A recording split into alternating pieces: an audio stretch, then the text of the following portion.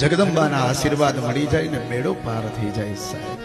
તો દરેક વ્યક્તિએ પોતે પોતાના કુળદેવીને હંમેશા યાદ કરવા જોઈએ સાહેબ. અત્યારે એવું થઈ ગયું છે કે ઘણા લોકો એમ કે માતાજીને માનવાની એટલે આપણે માતાજીના ફોટા ઘરમાંથી કાઢી નાખીએ છીએ.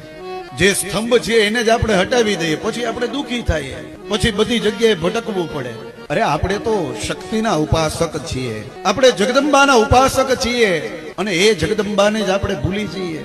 શાસ્ત્ર તો એમ કહે, કુંજિકા સ્તોત્રના પાઠ કરો, કોઈ દિવસ દુઃખ નો આવે. અરે દુઃખય નો આવે, નખમાં રોગે નો આવે. કુંજિકાના પાઠ કરો. અરે આપણા પાસે એટલા બધા રસ્તાઓ બતાવ્યા છે. ચંડી પાઠમાં કવચ બતાવ્યું છે, દુર્ગા કવચ. એ કવચના પાઠ કરો ને, કોઈ પણ વ્યક્તિ આપણા ઉપર ગમે તેવું કરે ને, આપણને કાંઈ ન થાય સાહેબ. એવા કવચ પડ્યા છે જગદંબાના. ક્યારેક ચંડી પાઠ ખોલો, જોવો.